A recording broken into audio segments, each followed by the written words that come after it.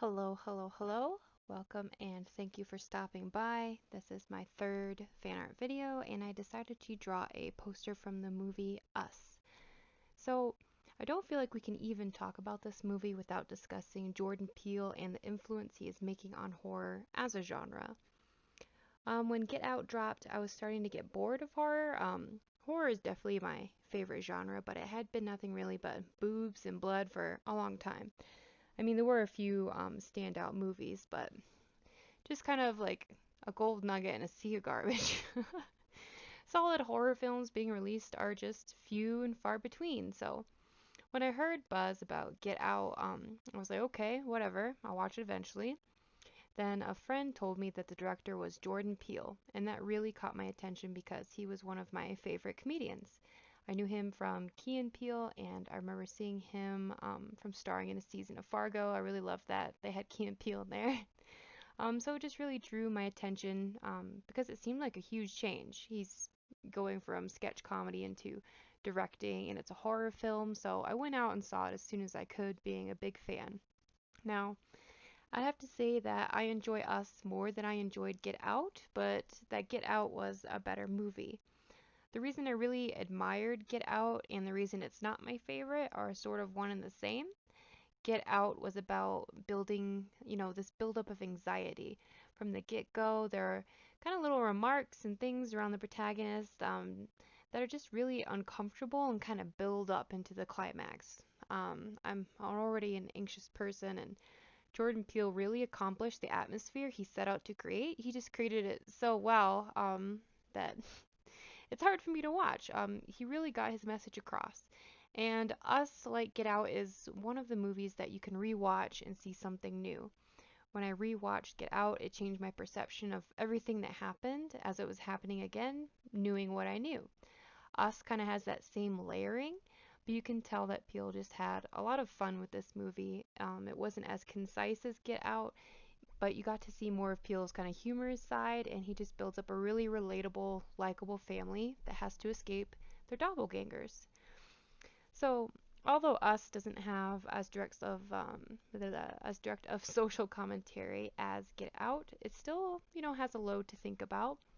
Peele just has an amazing understanding of the genre and incorporates all the elements I loved from classic horror films as a kid, but he adds a lot of something new.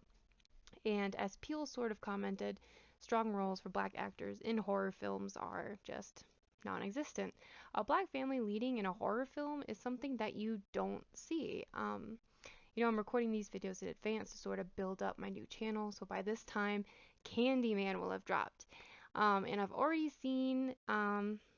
already seen it by now that this is going on, but right now, as of this moment, it's still pending release, and I am excited to see it.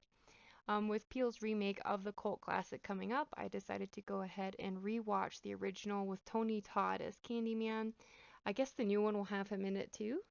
But it was sort of seen as progressive at the time. Here you had this black occult figure, and he had a tragic backstory. He was killed due to racism. He was actually lynched because he had gotten a white woman pregnant. But rewatching it nowadays, you wonder why Candyman is rendered flat into kind of like a boogeyman character who you feel no real remorse or empathy for. Candyman in the 92 flick has Tony Todd as sort of a relentless murderer who largely terrorizes like the black community. So I'm really excited to see Peele recreate the story and put his own commentary on the film because I feel like if anyone is going to do justice to a remake of a movie like Candyman, it's going to be Jordan Peele. The best part of the classic Candyman is, of course, Tony Todd, so I love that Peele has incorporated him into the remake. Todd is a long-time horror icon, just a phenomenal actor, so to see him collaborate with Jordan Peele, like, I just can't express how much, um, Peele has renewed my love for horror, and watching him make his footprint into the genre and really revitalize it and change it, it's been pretty amazing. So, enough fangirling about Jordan Peele, but let's get into the movie. Us is another superbly cast horror flick starring Lupita Nyong'o. Lupita plays two roles in this movie, as does her family. There is the Wilson family, and so it's her, her husband, they have a son and daughter, and they take a vacation to the beach near where she had grown up as a child. You come to understand, she's experienced a lot of trauma. It kind of opens up on that scene where she wanders off during a fair from her parents and ends up in a hall of mirrors where she meets her shadow self, or one of the tethered. The tethered are our doppelgangers who live underground in what appears to be, once an experiment to help control us. What we experience above, so they experience below. They are tethered to their choices, but experience it, of course, differently because in the above ground you have access to, good food and fresh air and daylight and nice houses and vacations. And, well, her doppelganger is a tethered called Red. Red is different from the other tethered, which is part of the big plot twist and why she's able to organize them to get to the surface. They sense that Adelaide is nearby and they come up from the shadows to kill their above ground selves and take over their lives. They all wear a red jumpsuit uniform and have scissors for weapons. So it's a bit harder of a plot to follow as strictly as Get Out. The metaphors are a lot more ambiguous. There are also a lot more supernatural elements at play.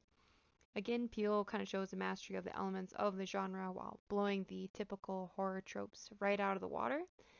I also have to say that his movies are kind of a huge breath of fresh air in regards to the female representation, and Us, you not only get a competent female hero, but you also get a pretty iconic, kind of in-depth female villain. Her daughter, Zora, played by Shahadi Wright Joseph, was a typical teenage girl, but she was not a typical teenage girl in a horror movie, if that makes sense.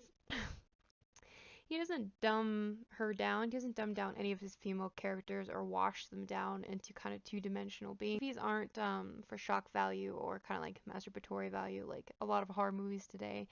Women don't exist in the universe to be stripped naked, mutilated. Black people in this universe don't exist to be, a body count. He's giving meaningful roles to actors and actresses who might never have gotten a meaty part in this genre at all. Red was my favorite character from the movie. She's not only extremely creepy, especially with her control over the other tethered, but Red also isn't just all bad either. You feel a lot of remorse for her at the end. The scene with the girl doing ballet and kind of their dance to the death was really well edited and well done. The way Red moved around with those scissors and how precise she was, kind of like a dance. I also wanted her to kind of win a little bit and thought in that moment she might. There are more that you kind of felt, because she wasn't evil, she just wanted revenge because her life had been stolen from her. Adelaide could have taken Red with her, but instead it was going to be the haves versus the have-nots. Red suffered so that Adelaide could take her life and share nothing from above with her. Adelaide, she could have changed things for the better, but she betrayed her shadow self and sentenced her to suffer. She sort of sentenced all of the tethered to suffer because she had knowledge she did not use. And the great thing about these movies is that you can't really pretend there isn't a message. So he's not just creating great films, each one is a statement not only about society at large, but a lot about the industry itself. Even when you take a look at some really great filmmakers, my mind would go probably to Stanley Kubrick. Now, Kubrick has made some of my favorite movies of all time. The man was a genius and created films ahead of his time. Where men, especially like Kubrick, weren't ahead of their time was in their social values. Particularly, I would say, in my all time favorite horror movie, The Shining. You wouldn't really be aware if you hadn't read the book, but Kubrick completely diminished Wendy's role. In the book, she's a heroine. In the movie, she's just kind of a useless banshee. Like, she annoys me.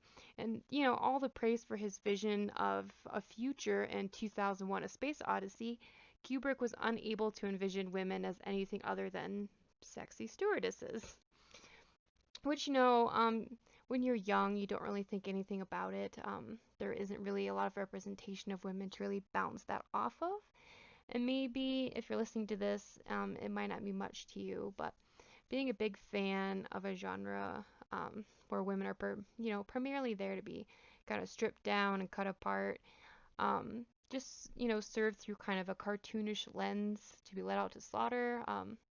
It's not all that enjoyable. Of course, this isn't every horror movie, but it is so prominent throughout horror that it's a joke. It's a joke that the black man always dies first. It's a joke that once the woman gets naked or has sex, she's gonna die. She's gonna die. And it wouldn't be a joke if we didn't recognize it on some level. So, yeah, Peele deserves all the praise for delivering strong, scary movies that aren't so weak they have to rely on selling sex or gore to be effective. So, Peele is not only a comic genius, but a comedic genius, but he's really proven himself to have a good mastery of horror, and I can't wait to see how his career in horror progresses. I would be extremely cut if Peele stopped doing horror. I feel like he is making cult classic after cult classic in a genre that has been a bit of a dry well. So he's adding a lot of big needles to the haystack, so to speak. In a nutshell, Us had some amazing imagery throughout the film. The shots were stunning. Lupita and her bright red jumper and golden scissors with the blues and the blacks against things like the flames, her movements and the music, it just all kind of made it an instant favorite. The opening song with the rabbits is on my music list, which, raises some eyebrows, but I could just picture that long receding shot of the rabbits with the music ramping up really loud and how it instantly kind of sets this tone for the movie.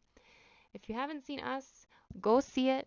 I already read a pretty great article that sums up what I've said, but better, and I'll post the link below if you want to give it a read. Anyways, drop a comment down below if you've seen the new Candyman movie and how you felt it compared to the original or what you thought of it in general. As always, have a great day on Earth wherever you are.